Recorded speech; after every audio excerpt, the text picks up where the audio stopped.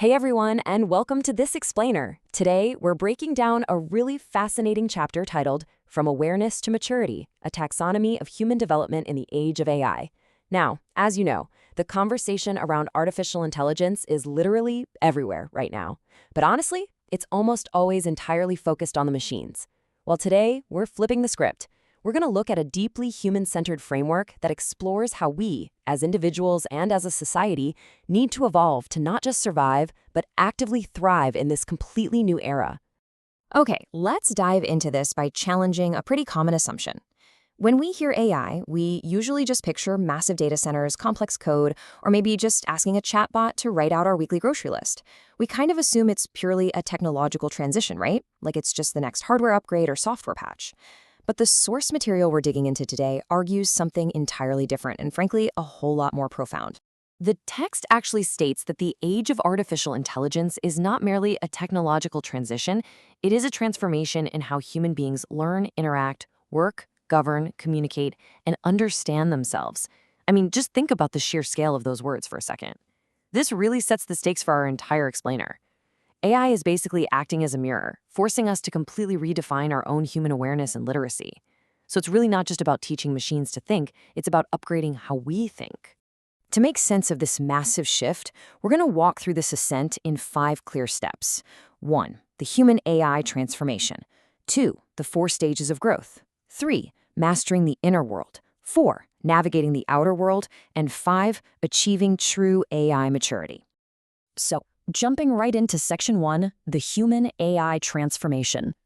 To really map out how we need to adapt, the authors of this framework built upon classic educational principles, like Bloom's taxonomy, but they adapted them for an era of unprecedented change. Here, the whole learning process gets redefined. Because let's face it, true learning isn't just rote memorization anymore. We start with definition, we move to understanding practical examples, and then to real-world application. But look at that 4th step, evaluation. In the age of AI, this is absolutely critical. Imagine you use AI to write a research report. That's application. Evaluation is pausing to ask, wait, is this information biased? Who does this actually impact? You see, using AI is the easy part, critically evaluating its social and economic consequences, while that's the real challenge. Let's move on to Section 2, the 4 stages of growth. Let's move to and see how this builds across 4 distinct stages, moving from a pretty passive state to active responsibility. We start with awareness. That's simply recognizing that a technology or concept exists out there in the world. Next up is learning, where we're actively pursuing information and skills. That then evolves into literacy, which is your functional ability to actually use that knowledge in the real world. But the latter doesn't stop there. The final and honestly the most important stage of this whole progression is maturity. I really want to place a heavy emphasis on this definition because it is the ultimate goal of the entire framework. Maturity is the wise, ethical, and socially responsible application of knowledge. And it specifically requires the ability to evaluate consequences and act collaboratively before you take action. So, literacy means you know exactly how to prompt an AI to generate a highly convincing article. Maturity means you evaluate the consequences of publishing that article before you ever hit send. All right, Section 3, Mastering the Inner World. So, how does this apply to us personally? Well, comparing these stages, the leap from basic awareness to true maturity is massive. In personal development, awareness is kind of just mindlessly scrolling or reacting to whatever pops up in your feed. But personal maturity in the AI age requires healthy digital habits, actually thinking critically before you consume or share something. In interpersonal development, awareness is just recognizing that human interaction happens. But interpersonal maturity, that means evolving past casual interaction to actively incorporating diverse viewpoints into collaborative decision-making. Basically, we have to evolve past just noticing our surroundings to deliberately shaping our place within them. And that leads directly to this truly incredible takeaway from the text. Emotional intelligence may become humanity's most valuable competitive advantage. Seriously, just take a second to think about that.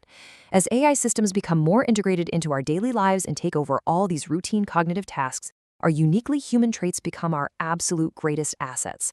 Recognizing the emotional experiences of others without judgment, valuing their well-being, incorporating empathy into our decisions, this level of emotional maturity is something algorithms simply cannot replicate. No way! Let's zoom out a bit for Section 4, Navigating the Outer World. Looking at our broader society and economy, we see a pretty stark difference in these developmental stages. Economic awareness is really just recognizing your consumer buying goods, right? But economic maturity is a deep understanding of complex market incentives. It's navigating the labor transitions caused by automation. It's recognizing that a sustainable society requires balancing our individual financial interests with broader social well-being.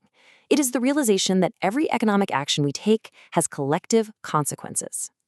The source also applies this framework to political development, outlining what political maturity looks like at a systemic level. The text notes that this involves understanding different viewpoints, studying systems and public policy, appreciating diversity in discourse, engaging in fact-based civic participation, and deliberately avoiding extremism or conspiracy theories. According to the framework, this level of maturity is absolutely essential for maintaining functional democracies. In an era where it's so incredibly easy to fall into a personalized echo chamber shaped by algorithmic influence and AI-generated information, returning to fact-based, respectful discourse is really how we survive as a cohesive society. Which brings us to our final piece, Section 5, Achieving True AI Maturity. So the crucial point is understanding what functional AI literacy actually looks like on the ground. It is so much more than just knowing how to open a chatbot. According to this source, it requires really understanding how large language models and generative AI systems actually function. It means grasping automation technologies. It means actively distinguishing credible information from synthetic media or deepfakes and protecting yourself from digital manipulation. You have to understand both the productive capabilities of these systems and their inherent risks. But remember, literacy is only step 3.